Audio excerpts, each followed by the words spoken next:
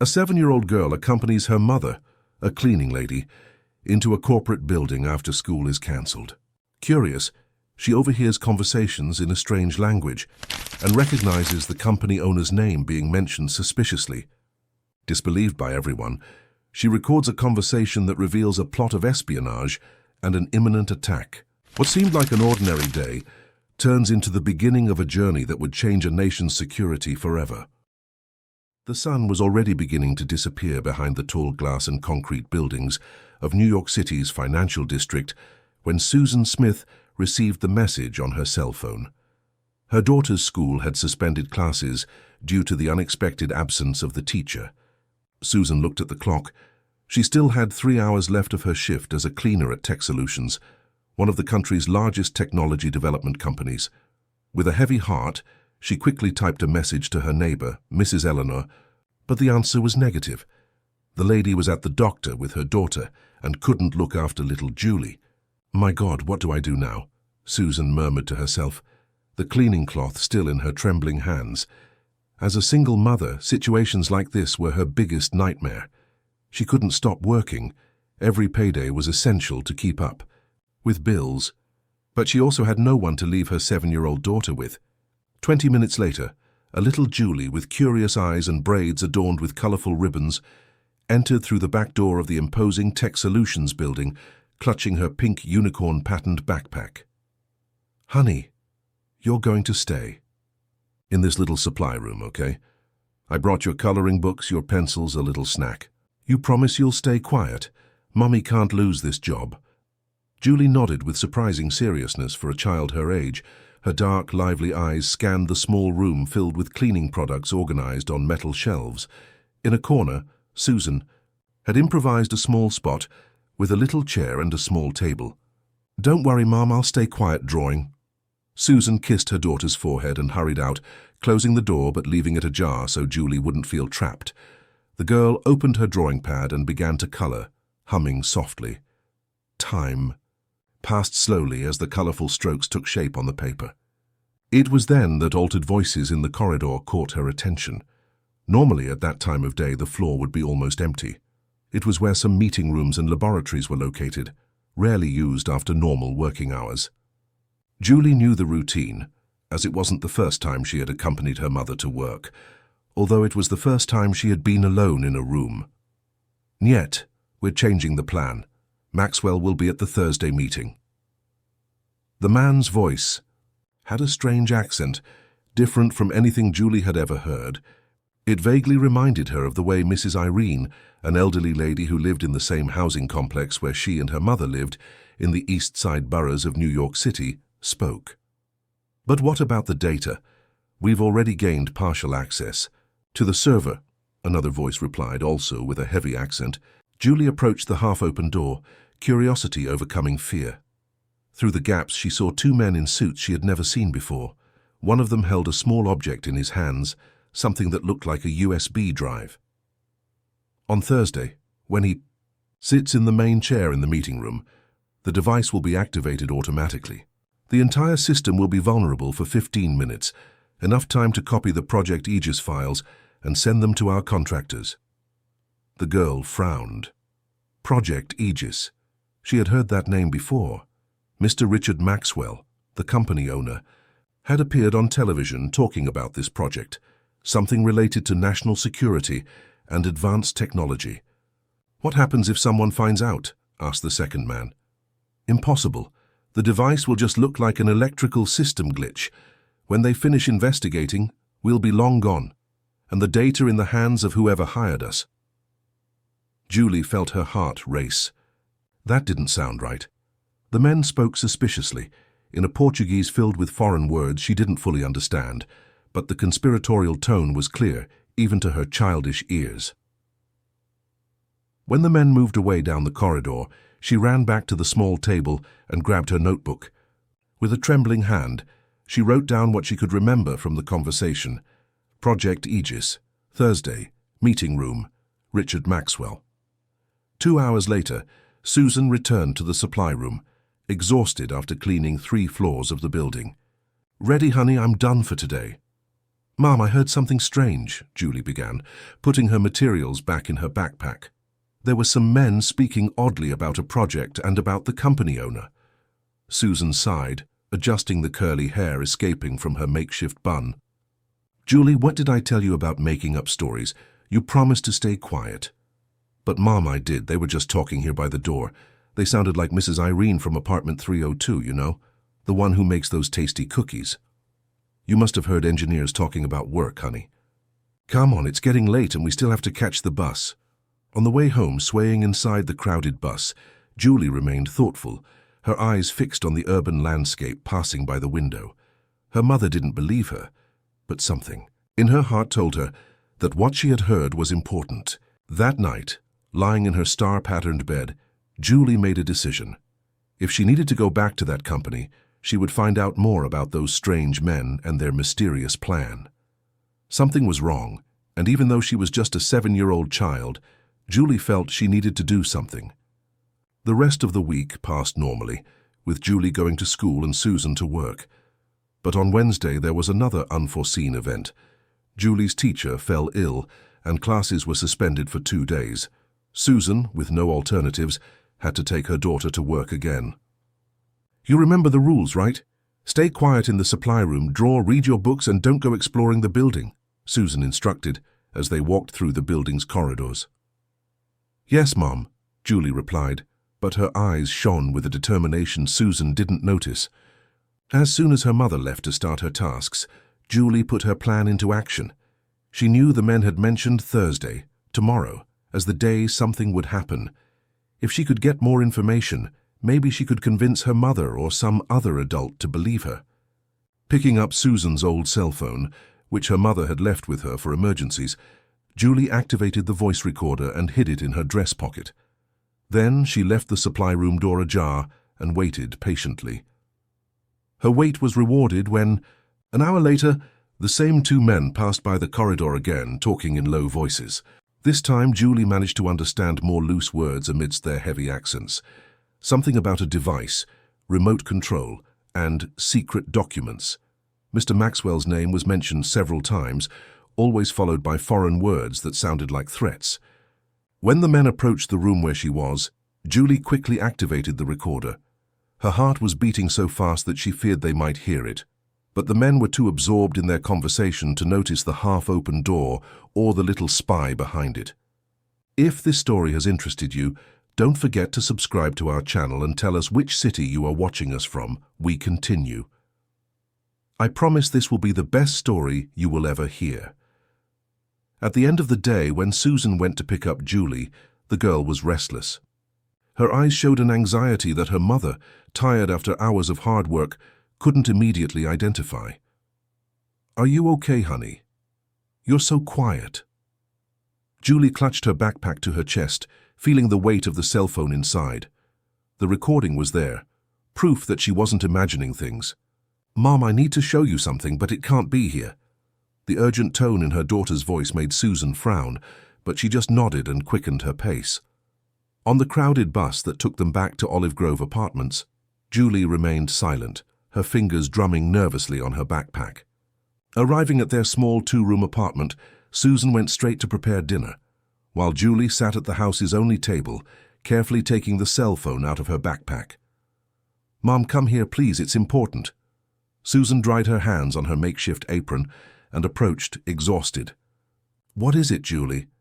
Remember the men I told you about? I recorded their conversation today. Susan's disapproving look was immediate. Julie Smith, I can't believe you were spying on people at my work. You promised to stay in the room. But, Mom, they're bad people. They want to do something to the company owner's computer. Just listen.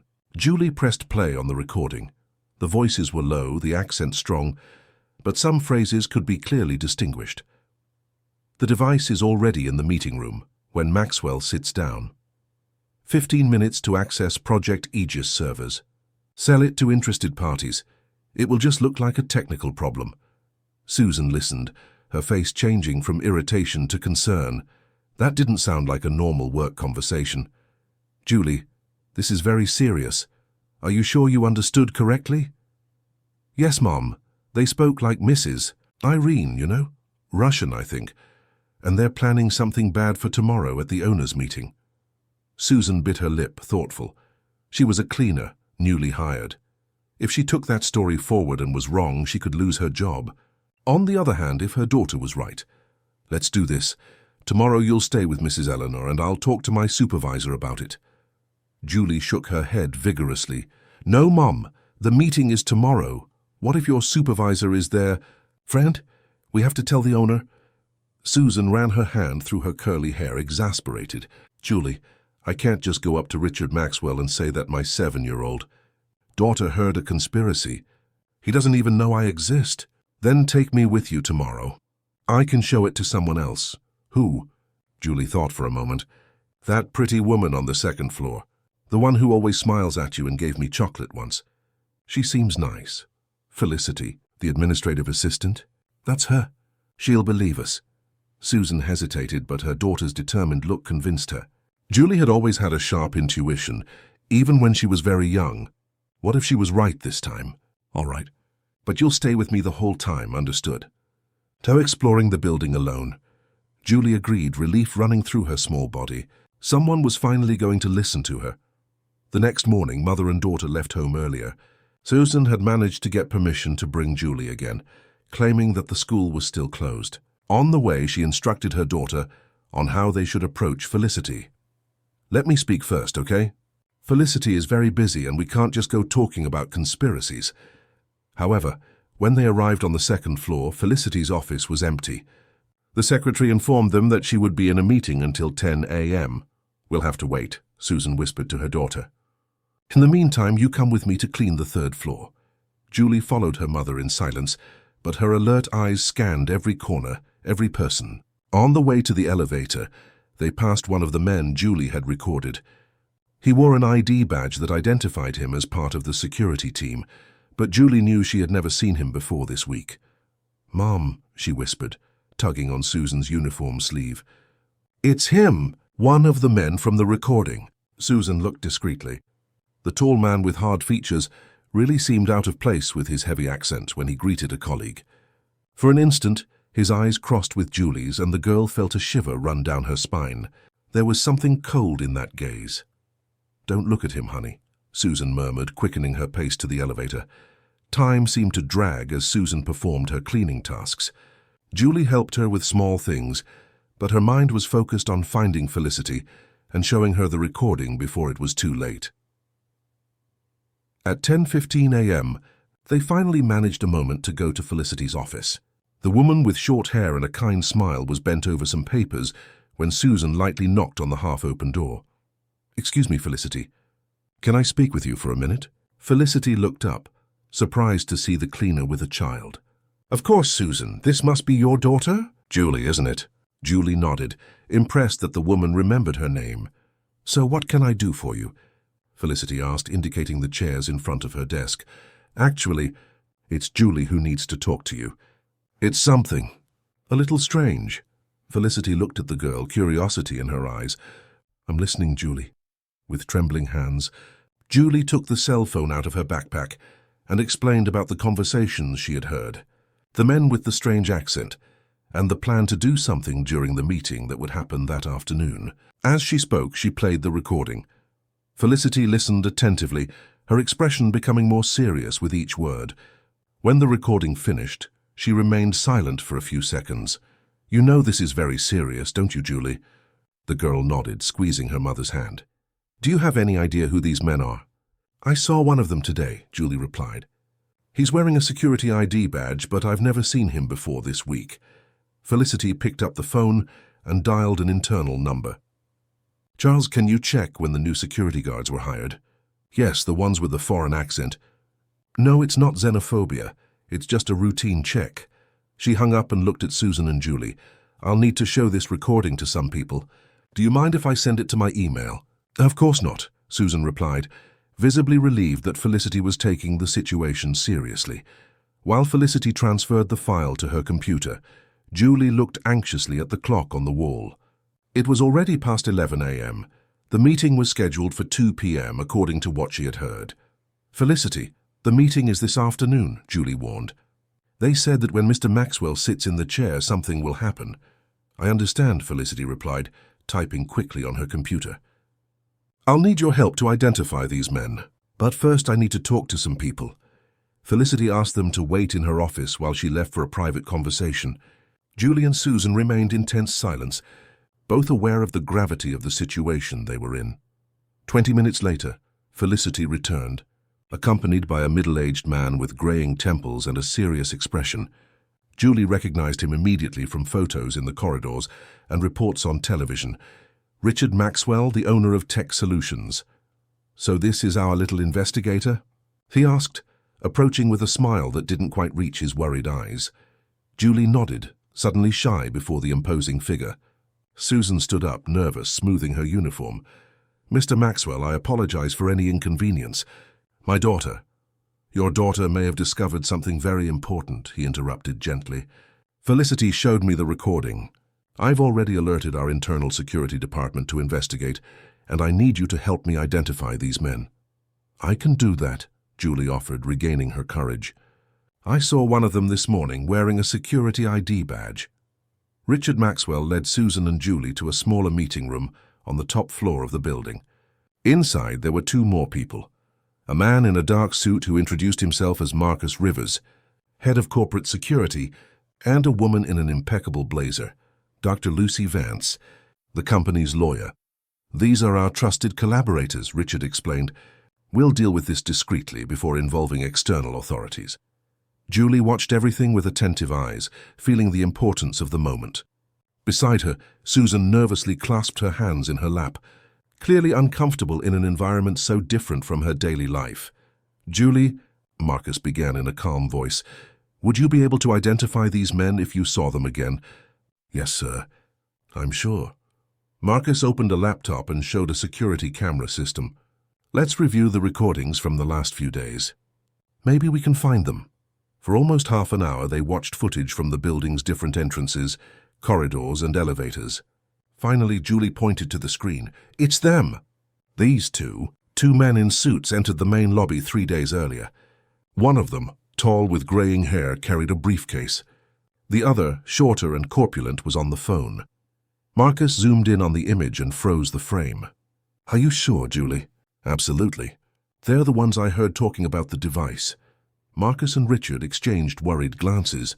Let's check the hiring records, Marcus said, typing quickly on the computer. After a few minutes, he shook his head. As we suspected. These men are not officially registered as employees or service providers. The ID badges they are wearing are fake. But how did they get into the building? Susan questioned, finally finding the courage to speak. Good question, Richard replied, running a hand through his graying hair. We need to find that out quickly.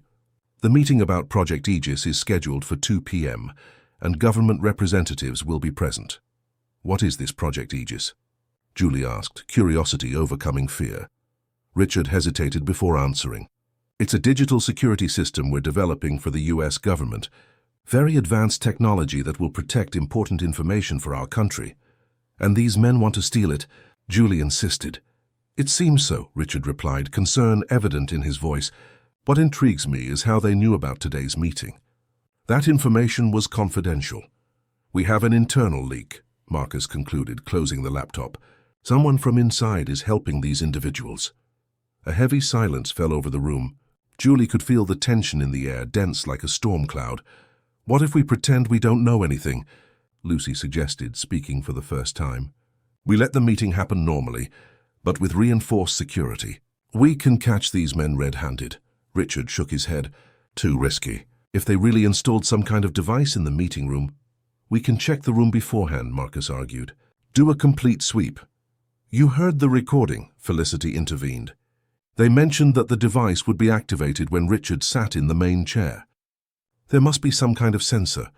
Julie, who had been absorbing every word exchanged, had an idea. What if we look under the table, or the chair? The adults looked at her, surprised. At school, sometimes children stick gum under the table, she explained, slightly embarrassed. Nobody looks down there, Richard smiled. You know, sometimes we need a child's perspective. In minutes they were in the main meeting room, where the gathering would take place later. With protective gloves, Marcus carefully examined the chair at the head of the table. the spot where Richard normally sat. "I found something," he announced after a few minutes, his voice tense. Under the seat of the chair, there was a small flat device practically invisible to the naked eye. "It looks like a transmitter. Extremely sophisticated." Richard examined the device without touching it. "This isn't common technology. It looks like military grade." "Industrial espionage," Lucy murmured. "We need to alert the federal police." "I agree," Richard said, "but let's do it discreetly. I don't want the perpetrators to realize we've discovered the plan before we can fully identify them." As the adults discussed the next steps, Julie remained silent, watching everything with wide eyes. Her childish mind tried to process the seriousness of what she had discovered. She, a girl of only 7 years old, had uncovered a real conspiracy. "Susan," Richard said, turning to Julie's mother, "you and your daughter have done a great service to this company, and possibly to the country. We'll need your testimony for the authorities, but I promise you'll be protected." Susan, still stunned by the events, just nodded. "As for Julie," he continued, looking at the girl with admiration, "I have rarely met adults with such perceptiveness and courage." Julie blushed, not fully understanding the meaning of perceptiveness, but recognizing the compliment. The following hours were of intense activity. Federal police agents arrived discreetly, dressed as ordinary executives to avoid raising suspicion. The device was photographed and carefully removed for analysis. The meeting was officially postponed, with the excuse of a technical problem with the presentation system. In a separate room, Julie and Susan gave their testimonies, describing everything they had seen and heard. The recording on the cell phone became crucial evidence. "You will stay in a safe hotel tonight," a federal agent informed them. "It's just a precaution until we capture everyone involved." Susan looked worried. "But my job—" "Don't worry about that," Richard assured her. "Your job is more than guaranteed, Susan." The operation to capture the spies was meticulously planned. With the device deactivated but kept in place to avoid raising suspicion, the federal police set a trap. The meeting was rescheduled for the next day, and additional cameras were discreetly installed in the room and adjacent corridors. That night, in the hotel room where they were staying for safety, Julie couldn't sleep. The day's adrenaline still coursed through her veins. "Mom, do you think they'll catch the bad men?" she asked, curled up under the blankets of a bed much more luxurious than she was used to. Susan stroked her daughter's hair. "I'm sure they will, dear. The police are very good at what they do. And then we go back home normally." There was a hesitation in Julie's voice that made Susan look more closely at her daughter. "Are you scared?" Julie nodded. "What if they find out I told? What if they come after us?" Susan hugged her daughter tightly. "That won't happen, Julie. Mr. Maxwell and the police will protect us. Besides, you're my heroine. I always knew you were special, honey, but today you showed a courage that many adults don't have." The next morning, they were informed that the operation had been a success.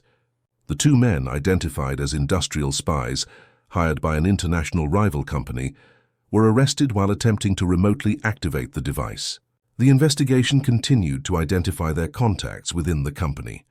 3 days later, when the dust began to settle, Richard Maxwell invited Susan and Julie for a meeting in his office. The room was spacious, with large windows offering a panoramic view of New York City. Julie watched in wonder the elegant details, the paintings on the walls, the dark wood furniture, the bookshelf filled with books. "Julie," Richard began, sitting not behind his imposing desk, but in an armchair next to them, "do you realize what you've accomplished?" The girl shook her head negatively, suddenly shy. "You prevented the theft of technology that took years to develop and is crucial for our country's security. You saved jobs, reputations, and possibly lives." "I just told what I heard," Julie murmured. "No, you did much more than that. You observed, analyzed, took initiative, persisted even when they didn't believe you. These are rare qualities, Julie, especially in someone so young." Susan smiled proudly beside her daughter. "That's why," Richard continued, "I want to offer something to you both. For Susan, a permanent position in our company, no longer as a cleaner but as an administrative assistant with a considerably better salary." Susan's eyes filled with tears. An administrative job would mean not only a better salary, but also better hours, health insurance, and most importantly, dignity. Not that her cleaning job wasn't dignified. She always taught Julie to value all honest work, but the opportunities would be completely different. "Mr. Maxwell, I don't know what to say," Susan stammered, her voice choked with emotion. "You don't have to say anything. Felicity has already agreed to train you personally.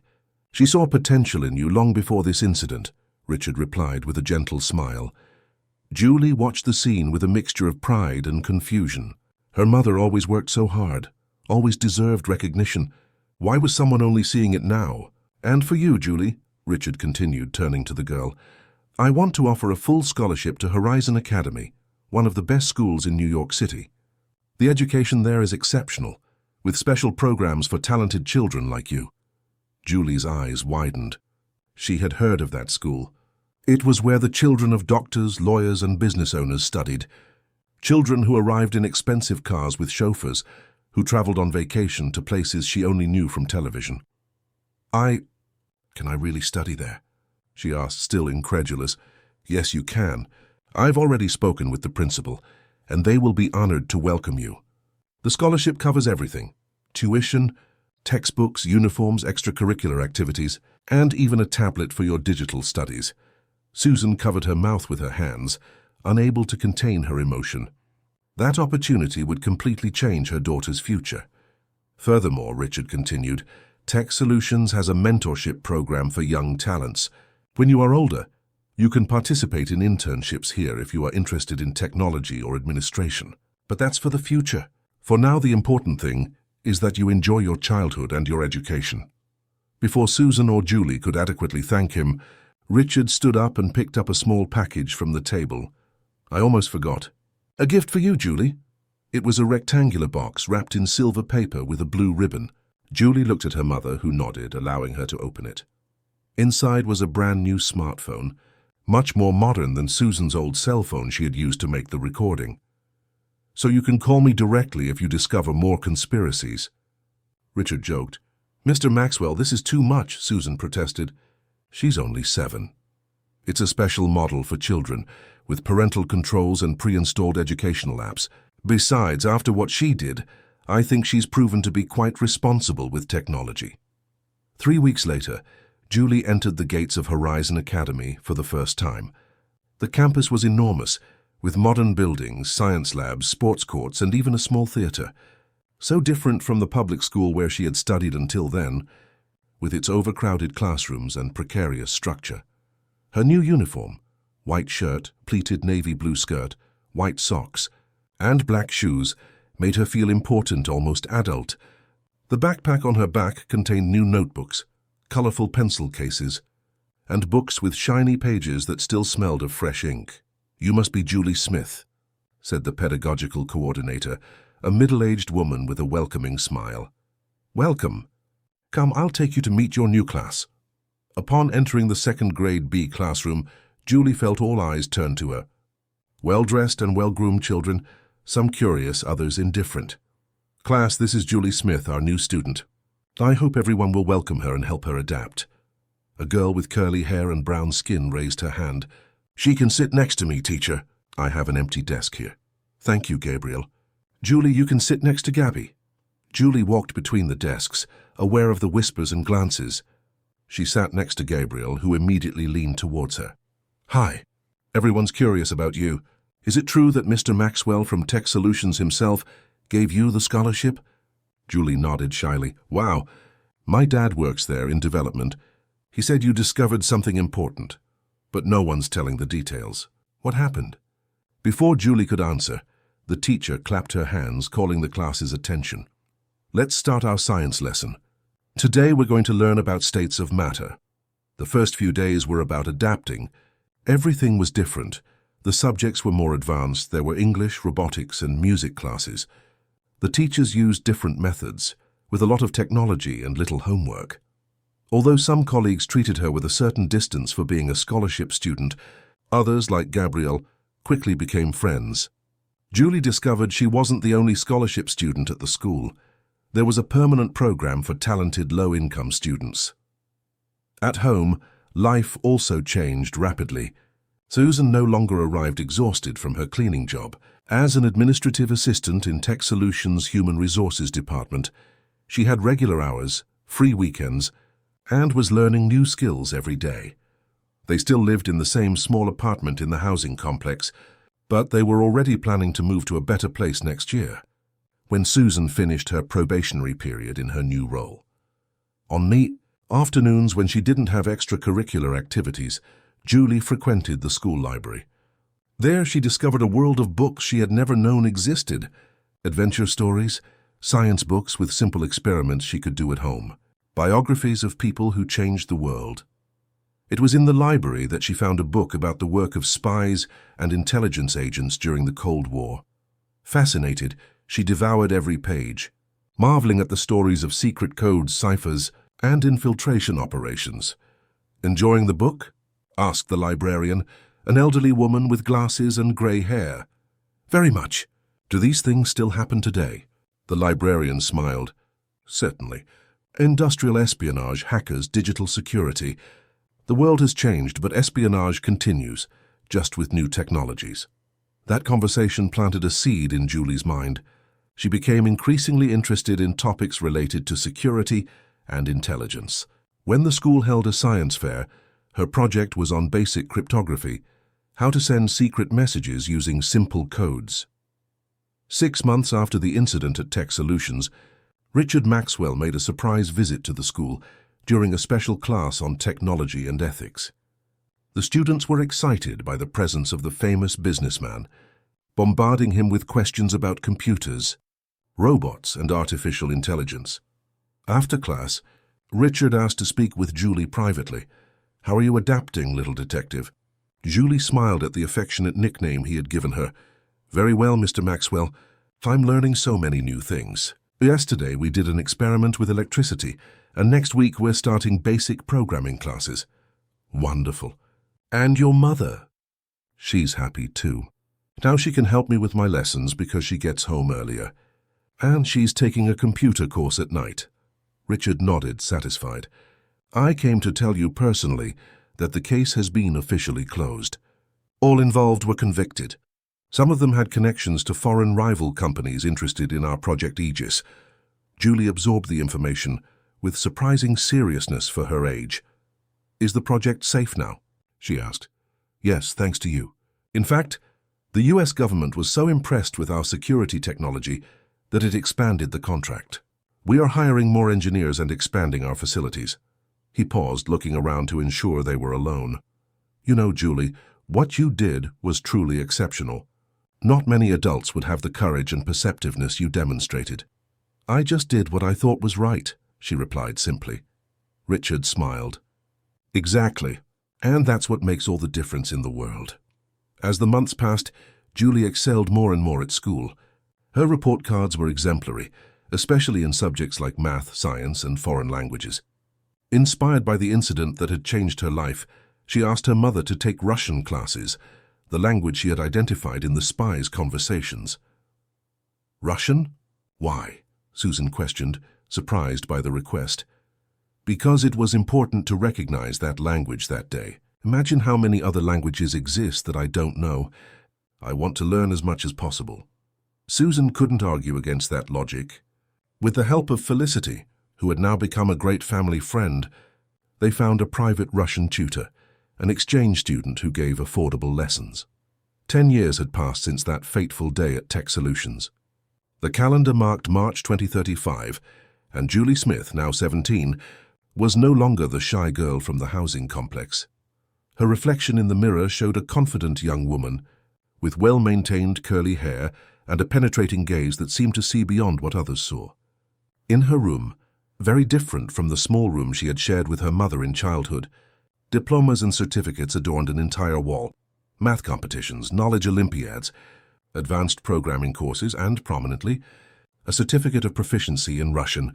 "Julie, you'll be late for the interview," Susan called from downstairs in the modest but comfortable house they had bought 3 years earlier in Harmony Heights, a middle-class neighborhood in New York City.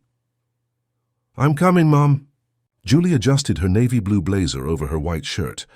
It seemed like a simple outfit, but it had been carefully chosen for the occasion, her admission interview at New York University for the International Relations course. Although she was only 17, Julie was graduating from Horizon Academy a year early, thanks to her exceptional performance.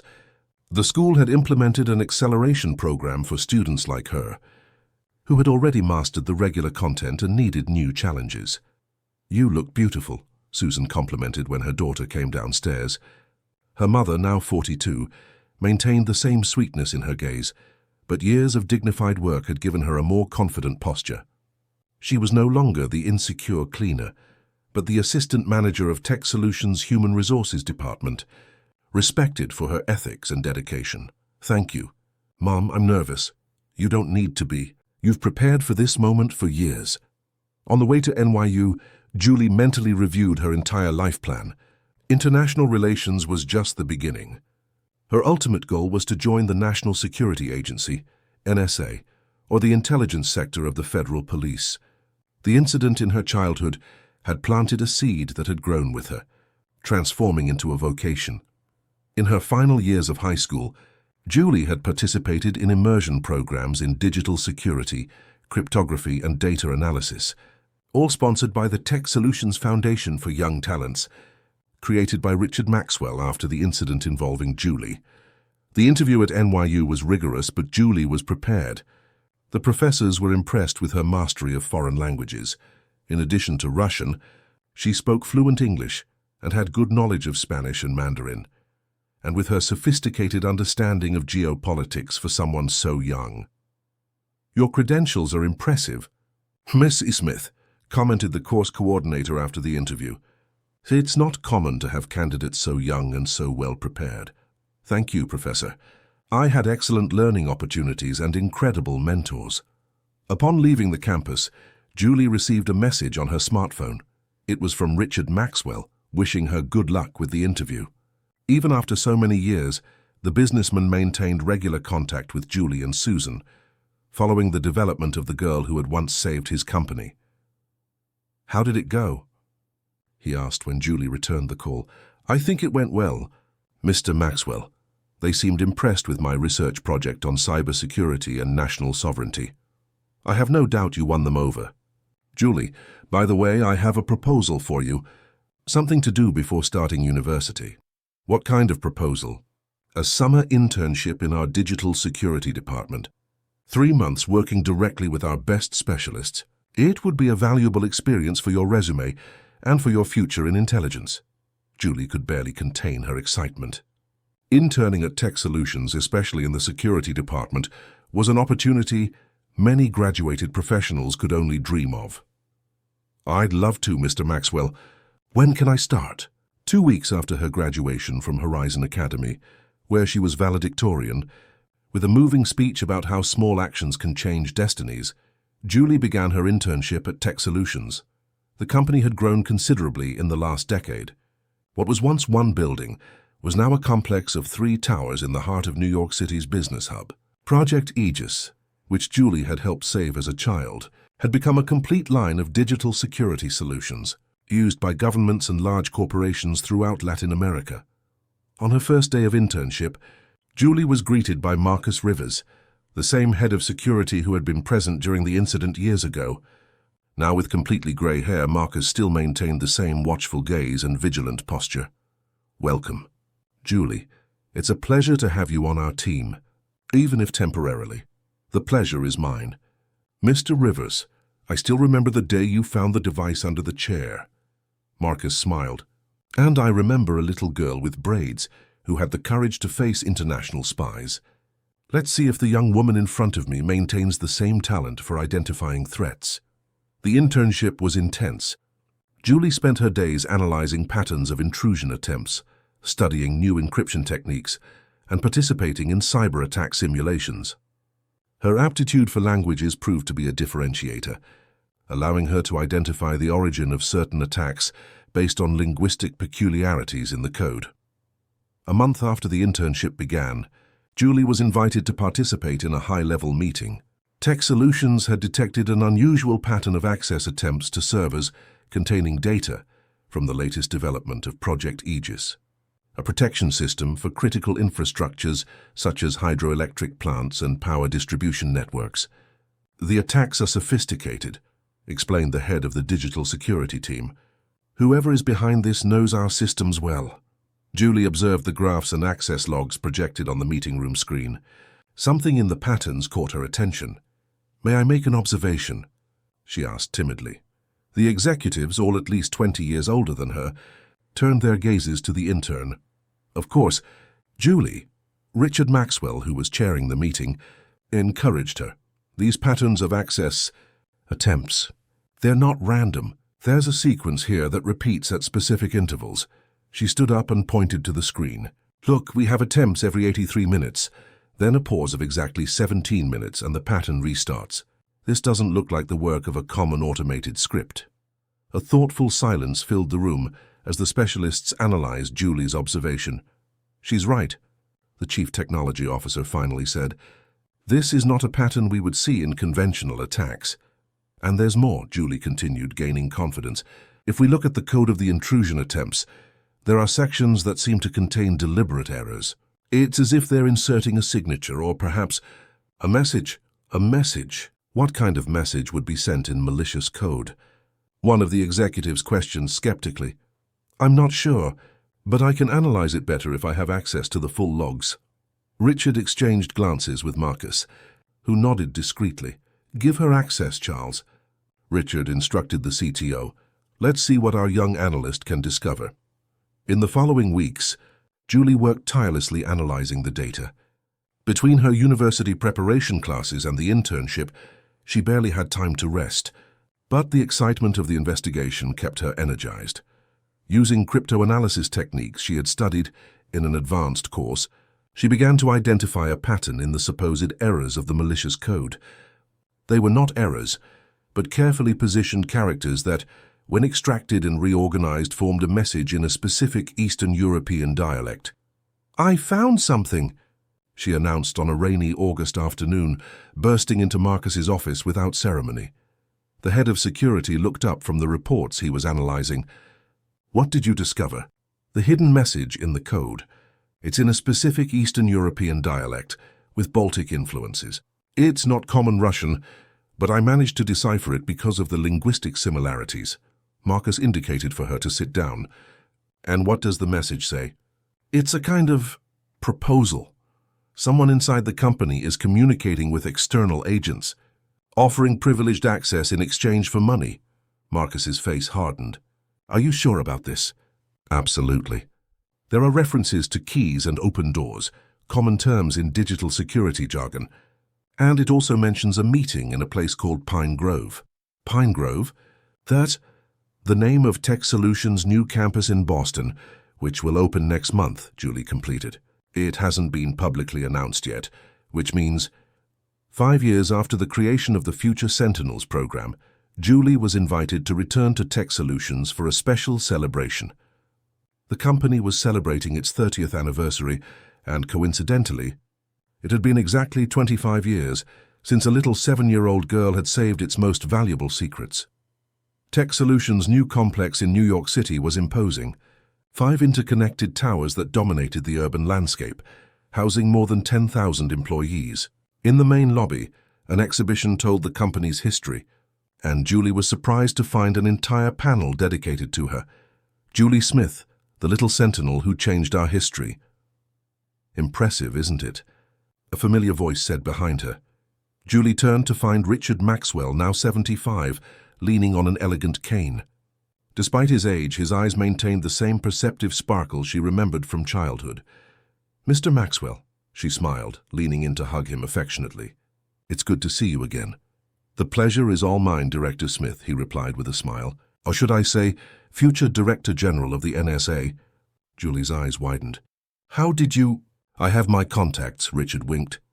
"The appointment is still confidential, but it's already decided. At 30, you will be the youngest Director General in the agency's history." Julie shook her head, still processing the information. The appointment was being discussed behind the scenes, but she hadn't imagined it was already confirmed. "This means a lot to me," she confessed, "especially because I'll be able to expand the Sentinels program. We've identified extraordinary talents across the country." "Like young Marina?" Richard asked. "Exactly. She's in her last year of the program now, about to start college. She chose computer science with a specialization in digital security.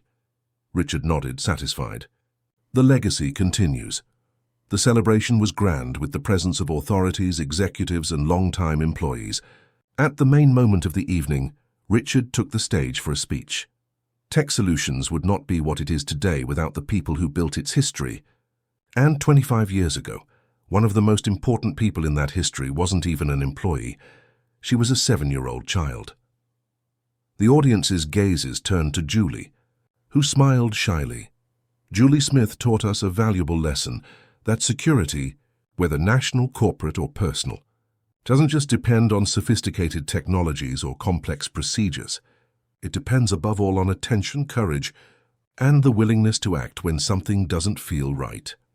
After the celebration, Richard invited Julie for a private visit to the company's old building, now used only for advanced research laboratories.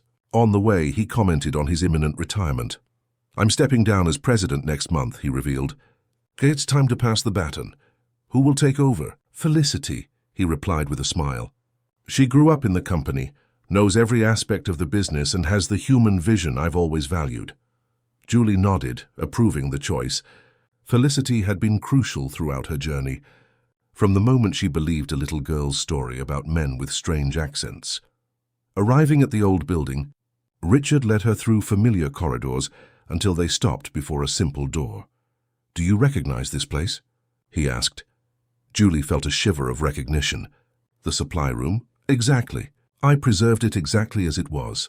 Sometimes I come here to remember how great changes can begin in the most unlikely places." He opened the door, and Julie was transported back in time.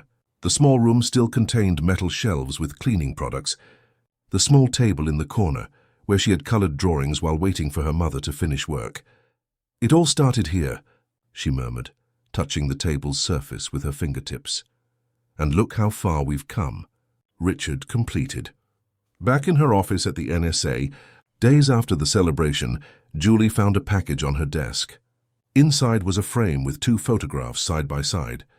An old one, showing a small 7-year-old Julie, with braids and a simple school uniform, next to Richard Maxwell at the inauguration of her scholarship.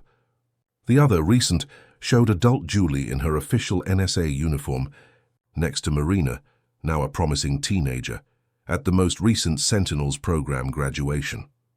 A note accompanied the photos. "The cycle continues. Little eyes see what many adults ignore. Little ears pick up what many prefer not to hear. Little voices warn when many choose silence. In children lies the future of national security. Thank you for never forgetting the girl you were. Richard Maxwell." Julie placed the photo frame in a prominent position on her desk, a constant reminder of where she had started and the legacy she was building. In her first official week as Director General of the NSA, Julie made an unscheduled visit to a public school in the outskirts of Washington, D.C. The Sentinels program had identified a 9-year-old girl, the daughter of a doorman and a cleaning lady, who demonstrated extraordinary observation and logic skills. Entering the simple classroom, Julie saw the girl sitting in the back, absorbed in a book of mathematical puzzles. For a moment, she seemed to see herself decades ago. "Hello, Louisa," she greeted, approaching the girl's desk. "I'm Julie Smith from the NSA." The girl's eyes widened in recognition. "The director of the Sentinels program. I saw your picture in the brochure." Exactly. I heard you're very observant." Louisa shrugged, suddenly shy. "I just pay attention to things. My mom says I have eagle eyes and bat ears." Julie smiled, recognizing the description. "You know, Louisa, a long time ago when I was about your age, I also noticed things that adults ignored, and that changed my life. Would you like to hear that story?" The girl nodded enthusiastically. "Once upon a time, there was a girl who accompanied her mother to work and, hidden in a small supply room, heard a strange conversation in a language she didn't know well. As Julie narrated her story, she watched the sparkle grow in Louisa's eyes. It was the same sparkle she had seen in Marina years earlier, the same one Richard had probably seen in her own eyes as a child. The sparkle of a future guardian of national security being born at that very moment. The Future Sentinels program expanded throughout the country, identifying and nurturing children with special talents for observation, analysis, and security. Under Julie's leadership, The initiative became an international model, with delegations from other countries visiting to learn about the methodology.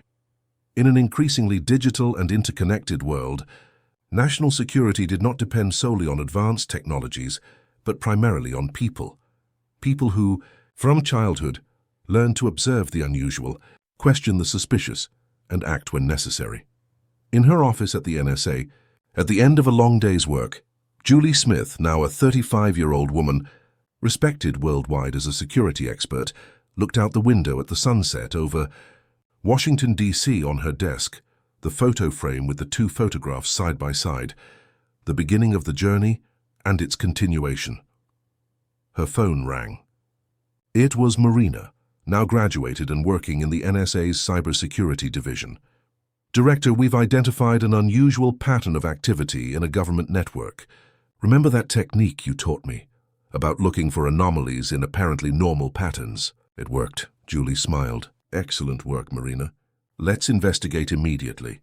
As she hung up, her eyes turned again to the photographs on her desk. From a supply room in a technology company to the leadership of the country's main intelligence agency, her journey had been extraordinary. But the most important thing was not the titles or the achievements, but the legacy she was building. A legacy of small watchful eyes, keen little ears, and brave small voices that would one day become the country's main line of defense against visible and invisible threats. The little Julie with colorful braids, who one day had the courage to record a suspicious conversation on her mother's cell phone, had transformed into the architect of a new generation of national security guardians. And the cycle would continue, from one perceptive child to another, ensuring that the country's future was in good, albeit small, hands. Dear listeners, we hope that Julie's story and her extraordinary journey have touched your hearts.